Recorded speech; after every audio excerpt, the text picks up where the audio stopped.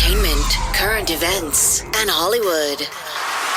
Don't miss Creator to Creators, hosted by the filmmaker Meosha, known for the Shudder hit documentary Horror Noir and the acclaimed film Anatomy of an Anti-Hero, Redemption. This show features interviews with filmmakers and creatives from around the globe. Join the fun with guest celebrities and gain valuable insights. Subscribe now and follow Creator to Creators. Hi guys, welcome to another episode of Creator to Creators today. Today we have a special guest. Manu Chevalier from France, Marseille. Beautiful. Welcome. Thank you. I love going back, to the beginning. I always say the beginning, charts our trajectory in life, our little habits we pick up along the way, follow us into our adulthood. Tell me a little bit about like your childhood. What was that like? And, when did you first discover, music? Oh, my childhood. This is strange what I'm gonna say. I would say that I'm a miracle child because I'm not a replacement child. Be careful. I was my mother wanted to have a son because she had 4 daughters before me, and she lost a son 3 years before my birth, and she was on 40 at the time, and she thought she would never get pregnant again because this, nature is like that sometimes, not only sometimes.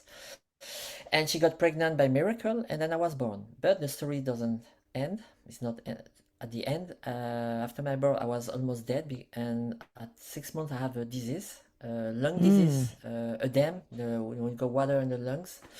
Oh, And the wow. second time, at 5 years old, I was almost dead, and I survived all these things, which means I have a weakness in the lung. So this is the beginning of the childhood, which is not absolutely very glamour, I would say in a certain way. Mm-hmm. But seeing this, next to that, my 4 sisters, my mother, my 3 of my sisters are musicians. I grew up first in the classical area, we're listening to a lot of European classical music like Chopin, Bach, Mozart, and all the stuff. But my sisters, they are older.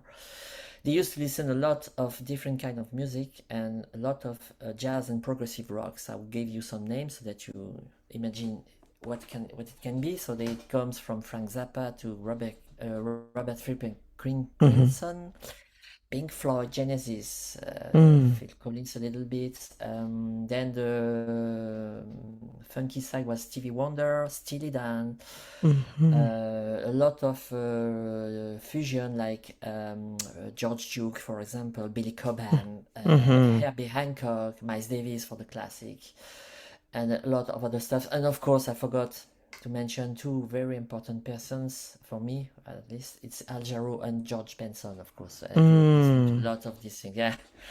A Nice. lot of people, which are big legends for me. And then by listening to all this stuff, I forgot some names. There were super tramps in the pop rock area and other stuff like that.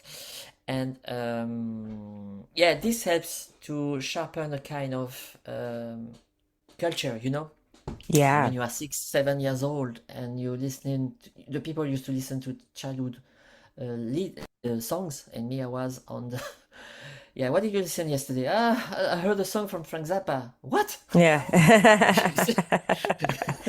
What did you hear yesterday? I heard Supertramp. Super what? Supertramp, Super Cheap. What? Okay. So Stevie Wonder, who's the guy? Who's the blind guy? The guy you cannot see. Maybe. When you talk with the other children, they don't get these things.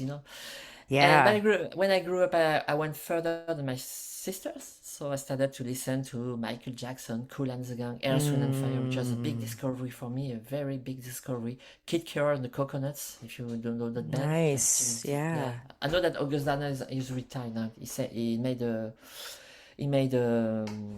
last tour, and then he's out now. But he's 74, Wow. 75. Yeah, I know that August Darner stopped, unfortunately. You have yeah.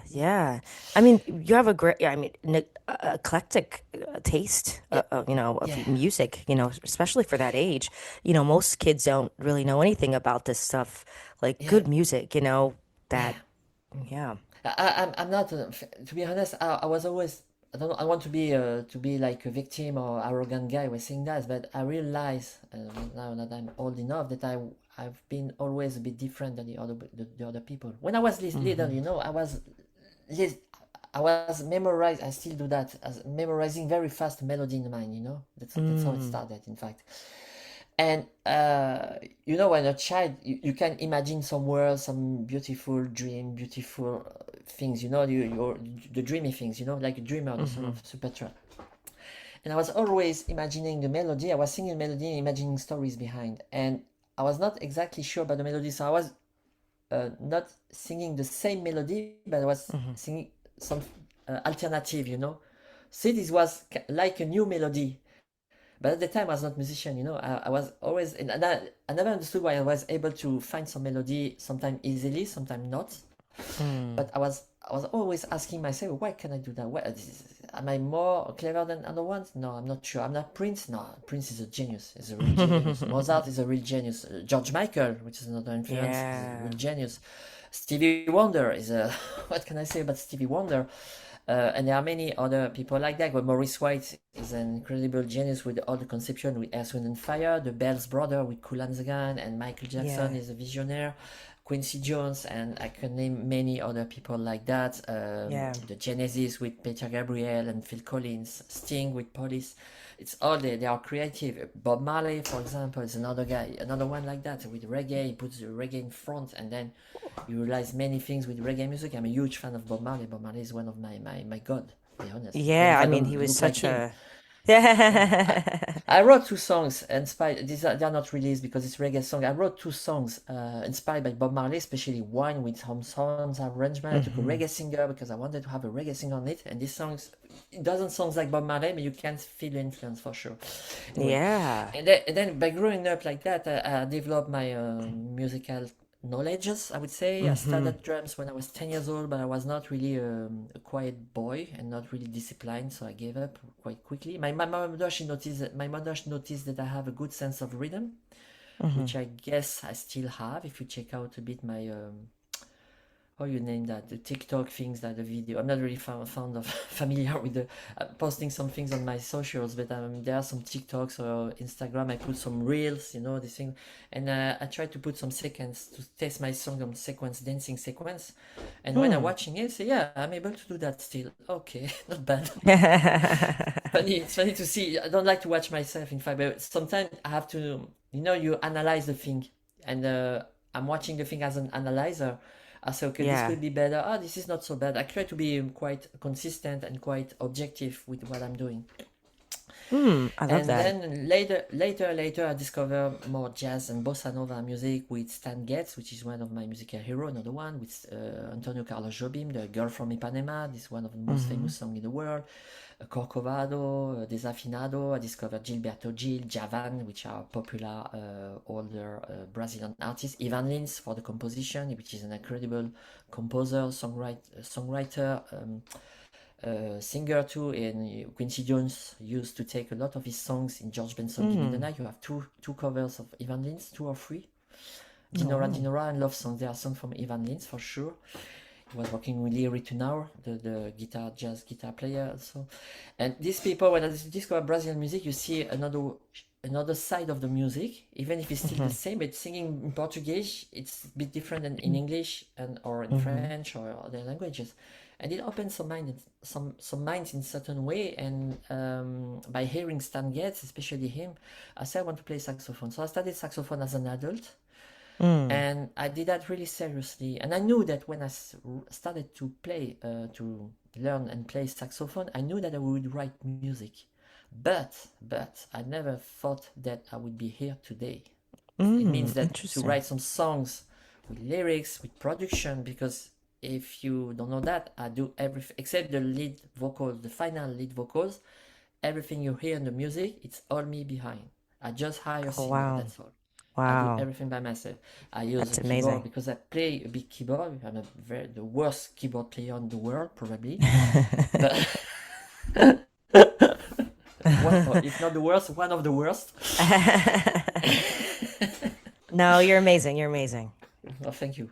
And I learned music theory. So not I learned beat music theory when I was studying drums. When I played saxophone, I had a private lessons with a not real teacher. He was a student of my brother-in-law who was a jazz teacher. So he gave me that guy who taught me the basis of the saxophone and then the basis of the jazz harmonies. And it was really interesting because in one lesson I got all the things at once. He explained me like a mathematic theorems, like math theory, you know. This is like that 1 2 3 1 2 3. Yeah, okay, this is a chord 1 2 3. Okay, then you can put some variation. Okay, also this is the one tunes. This is the C tune, D tune. Explain me all the things. I said, oh, this is great. And then I got it. Then I started to a bit to sharpen some melodies, and then I started to work by writing first the bossa nova. This is what I started Oh, with. nice. Bossa Nova, jazz teams, this was the first thing I did, really slowly, in a slowly way, because I was learning the same way.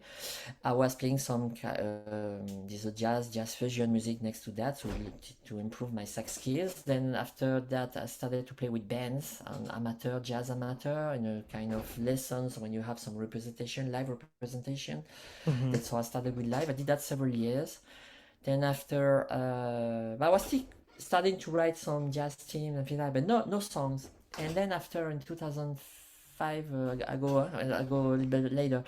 I moved to Germany once to meet my wife, and then I started to write some songs. I'd say, oh, why we're not putting some lyrics? But it was, you know, as a non-native English speaker, I wanted to write in English first, not in Right. French. Because English is the universal language, and this is. I used to listen to a lot of French music too. We have a famous French artists which are amazing that I really appreciate in the same style, funky, soul, disco. It can be pop, jazz, bossa nova. We have the French in the French way, and they are good. So it's another source of inspiration in a certain way. And then I started to put some words because I could hear some words. But it was all drafts, you know. So I wrote, I don't know how many drafts like that, and then I had many drafts, and then I started to play with a live band. Soul, we were playing some soul covers, soul funky covers, from Otis Redding to Wilson Pickett. No, maybe not Wilson Pickett, but to A Taste of Honey. We did a cover from Oogie Boogie Woogie. From Taste of Honey, which is a classic disco classic. Somebody else's guy for Jocelyn Brown, the Jacksons, Blame It on the Boogie, Michael Jackson Work With You, and so on and so on. Uptown Funk from Bruno Mars, and there were two songs of mine, including the reggae song I was talking about before, and but we did it in a reggae, not in reggae, but more in a funky way, in a kind of, because we are a funky band, so we changed a bit the style. It was working good. And Yeah, after that, that's there were awesome. some, yeah, I did that several years. And next to that, I was working a normal job. I had a normal life, not anymore now. And I had fed up of this normal life because office hour is sometimes, I wouldn't say boring, but there was too much pressure for me, for my brain especially. Mm. So I was tired of that. You know, like a lot of people, you're about to have the burnout. I collapsed twice at the office, so to be honest. And Wow. yeah, I was working very early, but too early because as you know, as I told you, I'm stay up late, so I have to get up Yeah, to get in bed really early, which is not my taste. that's a So hard to get balance, up, you know? yeah, it's hard balance. Yeah, that's right. It's a very hard balance. It's a very hard contrast. So this was good because I was early out of the office, but then there was a lot of pressure and things like that. And at the end, I was fed up of these things. And my sister, my older sister, was a very talented musician. She said, "But why don't you do a training course, especially with a leave the job 1 year, take a kind of, we have some rules in France. In France, we can get some possibility to make a training next to your job, or you leave your job 1 year, this kind of vacation, a free vacation when you are paid, huh? Be careful. Then you do your training, then after, if you find a job in your training, you can go on and leave your job, and then you go back to the job after 1 year. So I did the Yeah, that whole makes training. sense. That makes sense. I don't know Yeah. if you have that in USA. I don't know if it exists. In France, we have that a lot of time, but I don't know if in USA you can do these things if you have a rule, Yeah, a a law. lot of people here in the States, they what they do when, especially when you're trying to do the creative journey route and Mm-hmm. also have a job, a lot of them have, it's like okay, I'm still doing, my creative endeavors, doing music or whatever, and then also I have a a part-time job so that I can fund my artistic endeavors, because it's really hard to do a 9 to 5 and still have you won't have Yeah, time to do that's it. right. That's great. But the part that job you have to live from it, and apparently you don't have it because in my country you can completely leave your job. So and you Wow. are paid from like an insurance. It's a kind of like an insurance, but it's a special entity, we are administrative entity, and then you can leave your job, so you're still part of the company. You're not out at all. You do your training during 1 year. You have 1 year, and after 1 year, you can go back to your job. You don't lose your place, or you can leave your job and then you find a job in a new training. It's not only for music; it's for everything you can do. If you want to be Oh, a if you nice. want to work if you want to be a dentist, for example, but it's Yeah. extreme example. You can leave your office job. You make a training, accelerated training for the dentist. You can work and make some practice, and then at the end say, okay, I open my own dentist practice, and then I leave my job. You can do that. It's a possibility. But dentist is a bit extreme. You have to do a long studies for that. And then Yeah, after this year, I was in a jazz school, and I learned a lot of things with saxophone. Took some singing lessons. I can that's great. sing, even if my voice is not great. That's what I used to say, but I can. I'm I'm not out of the pitch first, and I can feel the rhythm. So this is the main basis. But my voice is not really the voice. My color voice is not really appropriate for soul music, for example, for disco funk music. I think I But I mean, can. you did a great song. I think "I'm All Yeah, Right" was great and yeah. was funky disco pop energy. And I was This curious, is like, what this. inspired that song? Oh, Dua Lipa. First, this came later because the song, in fact, after the training, I wanted to be a professional musician, so I did orchestra. But next to that, I knew that I need to improve my songwriting skills, and this is the point. And I discovered first a community which is in Nashville, whose name is Songtown. They are mostly country music oriented, and I discovered the Songwriting Academy, and that's why I'm alright this year. Okay, not only this Hmm. one. And the Songwriting Academy is an online academy hosted by Martin Sutton, which is a songwriter who has success with Leanne Rimes and Backstreet Boys, for example. And Hmm. there are a lot of mentors. And I was mentored, and I meet some of them. I was mentored by Pam Shane, who wrote Genie in the Bottle from Christina Aguilera. I was mentored by Paul Statham, who wrote some songs for Dido and Kylie Minogue mainly, and other artists. And I was mentored because I had a training with him with Maurice Pleasure. If you don't know Maurice Pleasure, he was an ex Earth, Wind and Fire's member. He was the keyboardist for Michael Jackson when he passed away. When you go to the church on the funeral, the guy who plays Man Hmm. in the Mirror on the keyboard, it's him. And he was the Yeah. day, yeah, you know the story. He told me many things, and he started with Richard M. We kept in touch with Mo, and Mo, I must say, it gave me a lot of trust in me. And there was another girl whose name is Shelly Poole, who is she's British. She worked with Janet Jackson, and she had some credits with Zucchero, and she had success with Alicia's Attic and some disco things. And her husband is the frontman of ex-frontman from Texas, which is a famous band in Europe. It's a rock band in Europe. I'm not sure they are really known in the USA, but in Europe, Texas they are known. And I was mentored by all these people, and More Pleasure, Shelly Poole. I would add Jeff Franzel, which is a guy from New York who worked with Michael Bublé, with Frank Sinatra, NSYNC, and so on. And these people, they gave me the trust, and they gave me all the elements to sharpen my writing, especially the lyrics, because the lyrics I used to write before were awkward. There's not really for non-native English. The emphasis was not at that place. I was trying to put some formulation which is really not sounding English. It was more a foreign guy who tries to do some English lyrics. And they helped me to sharpen all that, to give me some tips and elements. And they say, okay, now you have to dig. And I wrote many songs like that, and I realized that I could produce my song. This is the discovery, because I had some demos, and at the end they said, you have the instrumentation to do that, because with software, with some idea, and I have a keyboard, MIDI keyboard, I could put something. But I say, okay, it's all for demo. They say you arrange, you make better sounding things, better consistent sounding things, than you have your own production. You don't need anybody to do that. I say, oh, great. For saxophone, I play sax arrangement. It's me. I can do that, no problem. I can do some background vocals. There are some background vocals in some of my songs. Not I'm alright. I met some other people, songwriter, some other writer. I collaborate with some of them. I collaborate, with a girl she's from Colorado, but she lives in New York sometimes. It's Tamara Hayden. She's an indie artist from USA.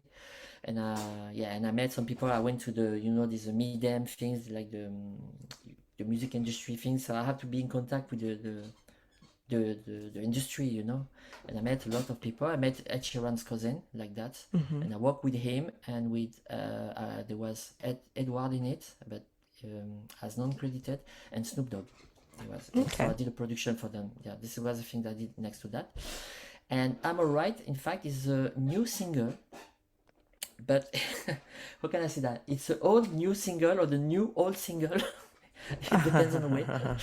Yeah. Because there was a first draft. I wanted to challenge myself, because the academy, they used to say, challenge yourself to write a song for an artist. Imagine you want to write a song for an artist, and this time, maybe it was for a brief, I don't remember anymore. I thought about Dua Lipa. I said, why not? So I took a lyricist at that time, and but the lyrics were not working so well when I had the feedbacks. First feedback was not so bad. They say, oh, yeah, why not? Blah, blah, blah. And then I sent that to some other mentors and in Songtown too. And they say the lyrics are too much old-fashioned. If you want to sound like Dua Lipa, you have to rewrite the lyrics. And me, I used to listen. I still listen a lot of different kind of music, as you have noticed. And I listen to a lot of Dua Lipa. And when I listened to the two albums, the two latest albums, because she had 3 albums, adding when I add Dance the Night, which is on the Barbie soundtrack, I started to read the lyrics inside. I said, okay, I have to do like that and like that. So I thought about something repetitive, like you have in Miley Cyrus songs anyway. And I thought about something really contemporary, which is not very the most revolutionary subject, the most innovative subject, because it's always the heartbreaking. You build yourself after the heartbreaking and things like that. It's okay, I can do that, because I don't write many songs like that. Most of my songs, I have a lot of party songs, invitation to dance, I would say, like that. I have some dreamy. Back to My Dream is another of my release. It's a kind of dreamy song, big Californian, because I'm a huge fan of West Coast music. Michael McDonald is another inspiration for me. Nice. You know Michael McDonald? Yeah. I met Michael McDonald. He's a great guy. Oh, very cool. I met a lot of people. This is really interesting when you meet these people, and about that song, I say, okay, and I was not satisfied with the chord progression. The music, I did the music first. I was doing the music. I always do the music, and when I work with someone, he's taking care of the lyrics. Generally, I work like that. I can do the melody, I can do the chord progression, I can do the arrangement if I have ideas. Sometimes I don't have, so it's a draft. Or I may ask some help. I can produce, I can do the mix and mastering with the quality and the weakness that it can be, but I don't consider myself as a sound engineer, but I learned a lot and I trust my ears. This is not the point. And what did... Sorry? Oh, I was saying, what did you want? Like, I mean, I guess listeners or like someone that listens to I'm Alright, what did you want them to like kind of walk away the message from that song? There are 2 messages. The first, if you talk about music, this will be the dancing message. If you talk about music, if you talk about the message, the lyrics, I mean, sorry, this will be this kind of heartbreak. That heartbreak exists, but after heartbreak, you have a new life behind. It's always, if you listen to Flowers from Miley Cyrus, this is a bit like that. I can buy myself flower. You see what I mean? You broke my heart, but I can buy myself flower. In fact, I don't need you. In another way, Right. I can go in another way. You have many songs like that, and you have even movies like that. And this is a bit the message.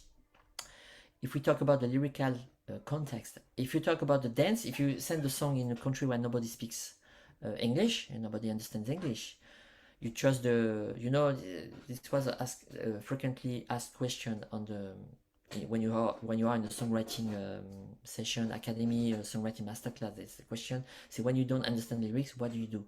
Try to imagine. You imagine. So this means the phrasing, the rhythmic on the syllables you have in the words, with the notes and the rhythmic of the music. And this is also what I tried to do when I wrote that song, because the lyrics are, I would say I try to give my best for the lyrics, but I'm not Ed Sheeran. I'm honest. Ed Sheeran is a great writer. To be honest, if you talk about Yeah. him, Adele is a great writer. When you read the lyrics, you say, "Can you write lyrics like Ed Sheeran?" I say, "No." I can try to be close to that. Dua Lipa, right? Great. It's just my opinion. Maybe there are some people that might not like, but Dua Lipa, for me, write great lyrics. Justin Timberlake write great lyrics, and Justin Timberlake is another inspiration for other songs. George Michael write great lyrics. You have to understand them. Donald Fagen from Steely Dan write absolutely great lyrics, but you have to understand them. You sometimes say, what does he want to? What does he want to say? Peter Gabriel from Genesis, he writes great lyrics. There are many lyrics. So I read everything. These things. I try to sharpen the thing, but in my own expression, because I'm not a native English speaker, and I try to bring something consistent. So in fact, when you listen to "I'm Alright," okay, you might think, yeah, the lyrics could have been better, but in another way, yeah, but it works. This is the most important. The lyrics have to work with the melody. Right. You understand what I mean? Yeah, definitely. Yeah. Yeah, because I think what you created was something. I mean, it was a very well art piece of work that you created with, and the tone, the melody. It was nice.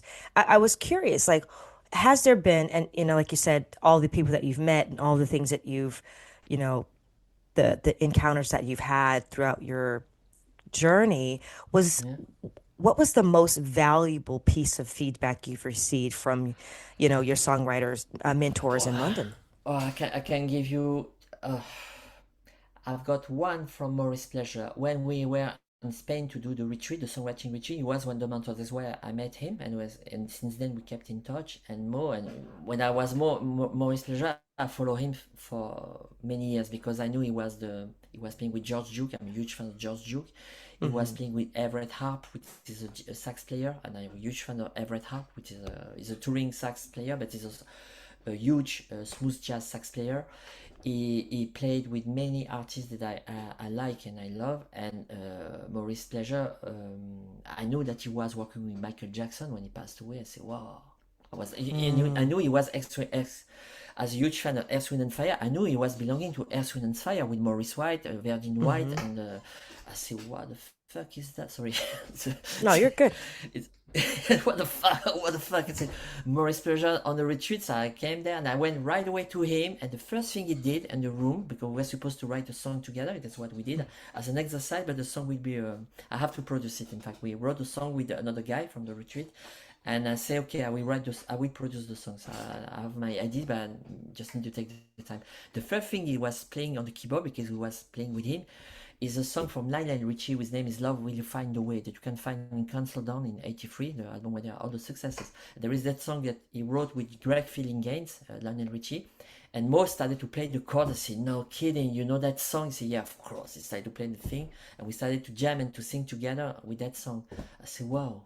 I was like that. And then after I say, have you a song to show me? He said, yeah. I show him Back to My Dream, and I invite you and people to listen to that song if you are fond of that kind of West Coast Californian sunshine music, which sounds like Orland Watts, Michael McDonald. This is not included in the album I released last year because it's not disco enough. It's more pop, funk.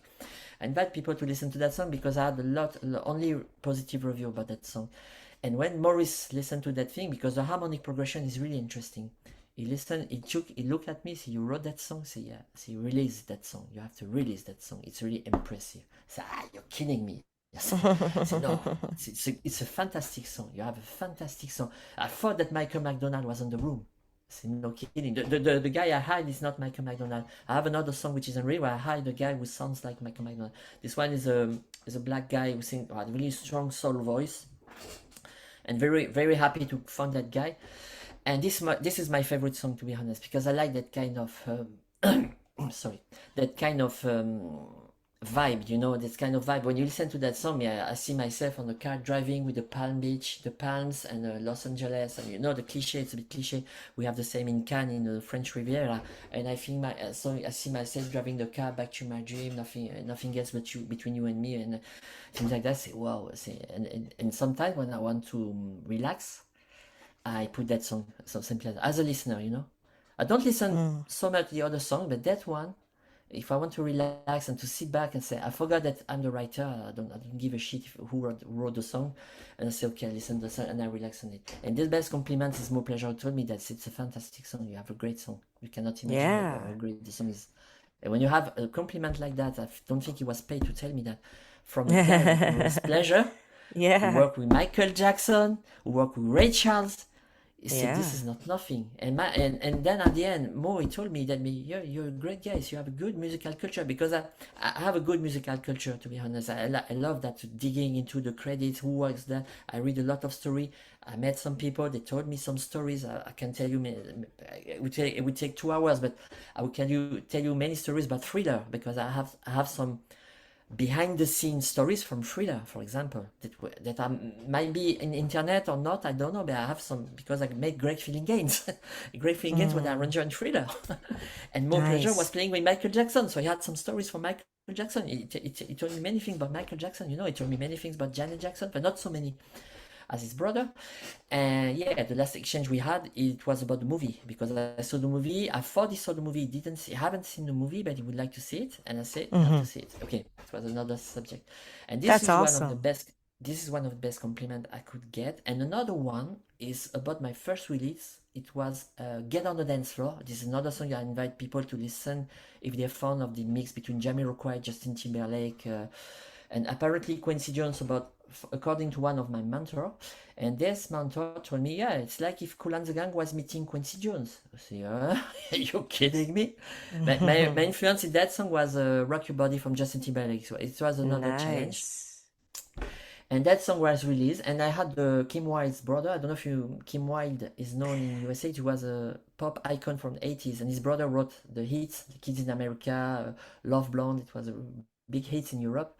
And his brother told me one thing, say, Get on the Dance Floor, it's a great song, be honest. And he told me like that, really. He said, okay, the lyrics could be better. He looked at me like that. I was on Zoom, and I could see him say, lyrics. So he checked out again and said, they work. Leave it. It's okay like that. They work. It's a great song. Release it. Say like that. It's okay. And Ricky Wilde is a songwriter. Is a lyricist too. Say okay. The biggest thing. What does he want to say? And I was a bit. I was shaking. I was like, but this is another compliment. In fact, when someone tells you the songs works, this is one of the best compliments you can get. I had many other ones, but it's production-wise, I had a lot of compliments too, with some revision I was asked to do for the song feedback, production feedback, and I did some revision, really some arrangement with some mixed things, and I got once, Jeff Franzer told me, this is the best revision I could hear since I'm in the Songwriting Academy. I used to mentor many songs to feedback many songs, but this is the best revision I could hear. When That's great. Someone, you say, wow. If you ask me the best, I can tell you the worst too. Well, no. I mean, look, I think that's great. I mean, I think I'm a believer that I'm a filmmaker, and I've met a lot of people, worked with a lot of people in the industry, but I think for me, what's wonderful is that, yes, hearing those compliments are just wonderful, but even though the greats, right, at some point, I think what they all inhabit is a belief in self, of that they know that they have something to bring, and that in order to get to that space, it starts with, everybody, because some people are just not going to believe in your art. Some people are not going to understand your path. This happens. I'm in a good place to talk about it too, because there are many people who don't believe in that field. They don't, sorry for the word, but they don't give a shit, to be honest. There's a lot of indifference in the music industry. I would not say much more. Not so much, because when you go in the Midem, for example, it's a huge. It's not so huge as it was before, and it's in Cannes. But they started a new edition of Midems, and there were some people who came. That's how I met the singer from Taste of Honey, Oogie Boogie. She was not panelist, but she was there like that. Janice is her name, and she was the bass player on the song, and say, you're the singer for Taste of Honey, really? I was like, I did the cover of your song, so I was like that, as I was shaking, so oh my god, and she's a really nice lady. And you can meet a lot of people, but you have to be careful, because the people, they don't ask you, in fact, in this what I learned. I don't know if you are experiencing the same thing in your side. You cannot arrive on this thing when you go to a producer and you say, "Hey, how are you doing? I'm Manu. I'm a great songwriter. Yeah, listen to my song." You say that, you're dead. Be honest. You're dead. You're really, really dead. And I had a guy last winter because there was Manu Chevalier. Manu Chevalier is a famous world-renowned drummer. He was playing with Sting, Dire Straits, Peter Gabriel, Michael McDonald when we talk about him, and other stuff like that. With Robbie Robertson too. He's a very, very famous drummer. All the people in the music industry knows him, and he's building his own academy in France. So he brings a lot of mentors. So you have Steve Lukather from Toto. He brings Mike Stern, a guitar player, which is really known. He brings Marcus Miller for the bass. He brings Steve Gadd for the drums. He's also a drummer. He brings a lot of famous Greg Flingings is also in the mentor. And there was a guy, believe me, I was really shocked. A guy in the assistant, he said, "Yeah," he came like that. "Hey, my name is blah blah blah." He was speaking in French because Manu Chevalier is French. He said, "Oh, you have a Manu Chevalier, I'm a guitar player." And Manu Chevalier said, "Yeah, come to make audition, and I can see if you can be part of the students, you know." And he said, "No, I don't want to be a student. I want to be a guitarist, please. I want to be a guitarist to be a mentor like you, the other guy." And Manu Chevalier said, "What's your name already?" I said, "My name is blah blah blah." I said, "Never heard about it." And he said, "You think that you can play better than Mike Stern?" "Oh yeah, maybe." I said, "You're kidding me?" It's like that. You know Mike Stern? You know who Mike Stern is? Who is Mike Stern? Mike Stern? I don't think so.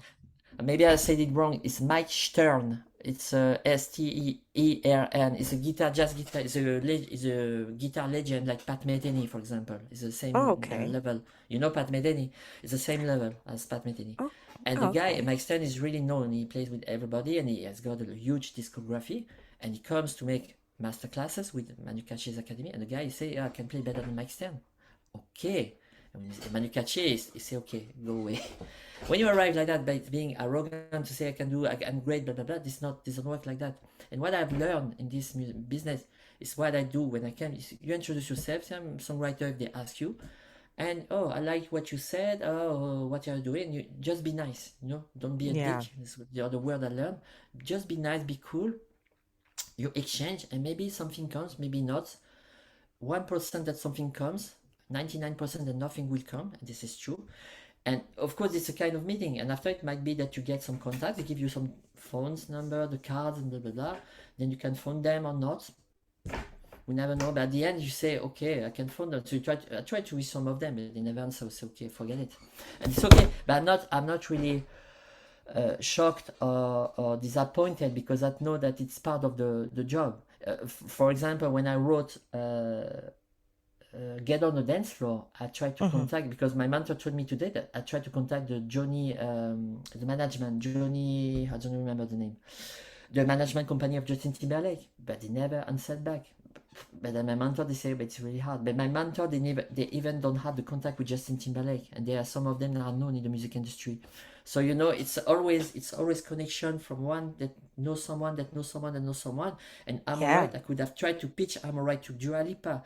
But why Dua Lipa should be interested in me? She doesn't know me. I don't know her. We don't know each other. We don't have any common friends. Musical point for sure, but common friend we don't have any. So why should she give a shit for me? She got everything already. All the things that she wants, all the contacts that she needs. She just has to snap the fingers, and she got already free songwriter. And it's like that. It's okay. I can understand this thing, because these people they had difficulty to succeed because it's a hard job, and I know what I mean, because I am in this place. I struggle every day to write a good song, to produce a good song. Last week, even this week, I just finished the clip. I did the video clip. They can be consistent, have technical problem to upload it on my Vivo channel through my distributor, but my distributor helped me, and now today they said that it should be out. Everything goes right on June 26th, should be online on my Vivo channel, the I'm Alright video clip, and all the stuff. And it's always the thing when you are independent. Of course. It's a hard job, And I had a guy, even to give another story, I had a guy who had some contact with some major companies. He tried to pitch my songs before I'm alright, and nothing was really. I was almost signed to BMG in Europe, but at the end they didn't give a sign anymore. So it was a flop in a certain way. We Wow. didn't make it. It's a And tough at the end, I business. say, okay, it's a tough business for sure. And I was about to give up. You have to know that I was about to give up. And if the song "I'm Alright" wouldn't have come back on my mind, I don't know if I would be here. with Yeah, you no, and talking today. yeah. I mean, I think the thing Yes. about independent, Yeah. creators, we all have those moments where it's like, oh my God, Yeah. it's because it's Exactly. so hard to do. Exactly. But when you love Exactly. what you do, right, it keeps calling you back. And I think that's Yeah, that's what right. Passion, but you have to be. I'm not always so strong, but you have to be strong enough to keep the faith, because absolutely. you have to be honest. Me, I did many jobs before doing that thing seriously, and I Hmm. realized that all the other stuff were not for me. Except Hmm. that maybe playing soccer because I'm a good soccer player, but I was too much injured. I could have never been professional because I'm too slow and I'm too weak. My physical is not made for that. I It's have pity. a But yeah, I have a yeah, fun question that yes. I ask everybody on the show, and I promise you there is no wrong answer. No, no, don't worry, Um, don't worry. the three levels of influence: money, power, or respect. If you could choose only one of those things, which one would you choose and why?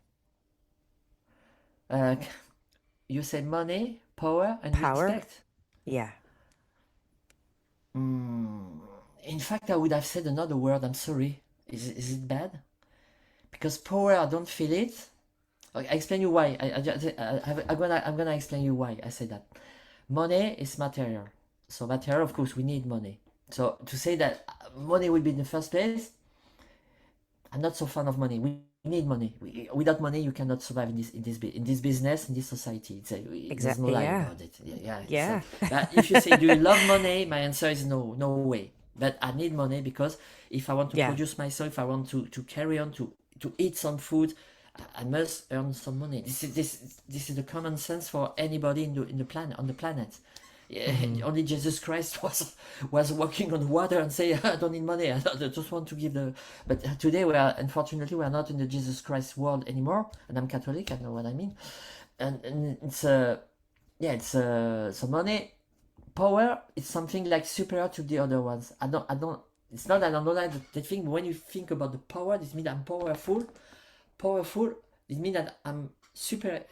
It's just my personal conception. Maybe I'm wrong, but it means that I'm powerful and you are not powerful. For me, there's no Mm. more power than other ones. We are all equal. We have different tastes. And I learned that from Greg Feeling Gaines. Because Greg Feeling Gaines, when he made a conference about his career with Michael Jackson and so on, at the end he said something, I went to speak with him. And he said, me, I'm a musician. I've got my talent. I found my talent. But this is just one talent. Everybody here, you have a talent. Maybe it's not musical. You are maybe talented for doctor. You are maybe talent for mechanics. You are maybe talent for painting. Maybe talent for, I don't know, for running, for sport. Everybody's got a talent. You are a filmmaker. You have a talent for filmmaker. Apparently, it should be. I'm wrong or what? You are talent. You are talented for that. You can catch images. You see what I mean? Hmm. Yeah, if you do that, if you do good film, you have acknowledgement, so it means that you are talented for that for sure. If you do, Hmm. if you I don't know your work, but if you're a filmmaker, I'm sure if I see that, I will see right away the talent, The it's like like that. results of what I've put in the hard The work results over. Yeah. exactly like that. Yeah. Yeah. And the third word, what was the third word already? It's You said yeah. power, money, and Power and respect. respect. Respect, maybe I would say more than maybe it could be respect. But respect, we need respect for everything. Hmm. I give you another example which has nothing to do with music. Me, I was always shocked by the American history, especially with the slavery things with the black and white people. I was always shocked by these things. I never understood. I never agreed with it. Let's say you can even try to convince me that the slavery was a good thing. I said no, no way. You don't have to treat black people like slave people or what. This has no sense. The color of the skin, music has no color. The color of the skin doesn't matter. We are all human with the same arms, legs, feet, food, brain, and so on. You know, the rest is education. And saying that, this means that in that kind of, with thinking about it, we all need respect, whatever the color of your skin, whatever your political opinion, religion opinion, and things like that. Me, I live in Marseille. Marseille is a cosmopolitan city. We have a lot of Arabs people.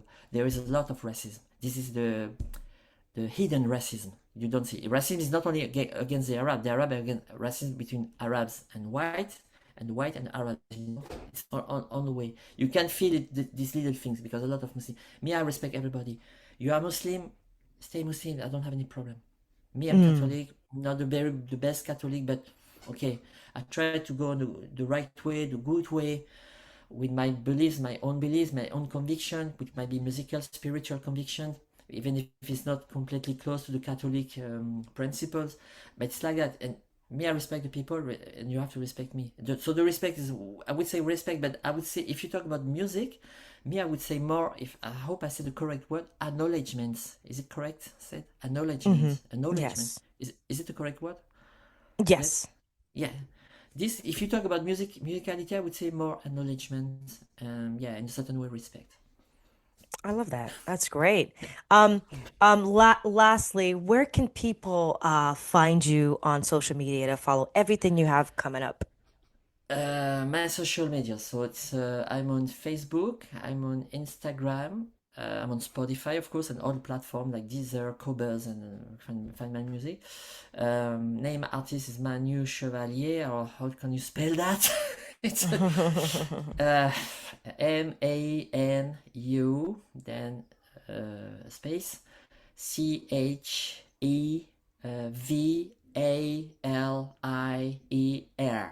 Am I right? Is Nice. it what? Beautiful. Yes, yes, like that. Oh God, because we don't say like that at all in France. Be careful.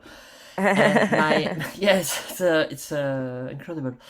And my social Facebook is Manu Chevalier 15. Why 15? Because it's the day I was born. I'm born on 15, June 15, 4 days ago. Nice. And I grew up really, really fast in 4 days. And Instagram, Manu Chevalier 15, TikTok, Manu Chevalier 15, but there's nothing really going on TikTok. I try to develop these things. You can find my YouTube channel, Manu Chevalier, and you have my video clip. You can see the video clip I did. I did all the video clips by using some montage Nice. or personal footage. I try to, I would not consider myself as a filmmaker, you know? And I don't have your talent, to be honest. So I use the rotor video, the kind of tools with some personal ideas, of course, because I don't click on free button, then it's done for. I always have a conception when I think about the music and the lyrics. It was the case with Amorite. When you see the clip, I invite you to watch the clip when it will be online. Awesome. Hopefully June 26th, because animated video clip, it's animation, good animation. And I try to figure out myself with my family in it. And I don't say much more because it's nice, and it's a dancing scene. It's a dancing clip. Awesome. But Very yeah, I try to cool. do something. Yeah, I try to do something cool. And yeah, where can you find me? Yeah, Spotify, Manu Chevalier, and yeah, all the platforms. And then the rest. I'm not so much on X. I have an account, but I never used it. In fact, to be honest, Okay. TikTok is really, I'm the beginner of TikTok. Really, I'm a really, really beginner, absolute beginner. Facebook, Instagram more. There is another Manu Chevalier music that you can find, but if you go on my Facebook, my Instagram, there is my link tree. You can click on it. You find everything you want. And YouTube, you can find my name. And Google, just type my name, Manu Chevalier, you find me easily in Google. When you see the guy, the blue image, the blue picture with me on the sax, it's me. It's all me. All And you right. find me a musical artist. Google does hopefully a great job. Yes, it does. I looked It you does. up on Google. Yeah, yeah. I saw everything from Google. Yeah, It's great. it helps also. It's interesting. I love And it. the uncommon thing I would say is that my music, I'm a French from the city of rap, because Marseille is the French capital of rap with Paris. We have a lot of French rappers here. Mm. And I'm completely out of the trend, because I'm more focused on, I would say, what we used to say Anglo-Saxon music. This is the English American music, Hmm. because I feel more connected with American and British people than with French people. To be honest, I'm more. Ah, If you say I'm okay. French, I'm saying French. Yeah, but I'm more international, and I have a lot, even if it's far contacts. I have a lot of American and British friends now. I have a lot of contact. Awesome. The people that knows me a bit, little by little. You know, you get some contact. You change your mail. They see you. They follow you Yeah. on social. I follow them on socials. We try to stay connected. We are all busy people. Well, I think I Yeah. don't have it's not a secret for you. We're busy people. You know what it is. Very. Yeah, we are very Yes. busy. I have to check out some things. Once I'm aware, I have to check out some things next to that, and yeah, it's always like that. But Thank of course, it's passion. It's passionate. So yeah, Absolutely, yeah, absolutely. Thank you so much for coming on and thank you for, this conversation and sharing your journey with us. Yeah, definitely come back again on your next project in the future for sure. yeah. Of course, my pleasure, and thank you for your wonderful show and your for being here. That's the same thing. Absolutely. It's absolutely yeah, it's very pleasant to exchange. It's for sure. And to bring Awesome. I don't know if it's something very different, but to bring a bit of experience of musical and journey and life experience too, because music is connected with life, so simply as that. Absolutely, Mm, absolutely. yeah. And thank you all for listening Okay. and always remember to live, love, laugh. We see you guys next time. Bye-bye. Exactly. Live, live, love. Thank you. Bye bye.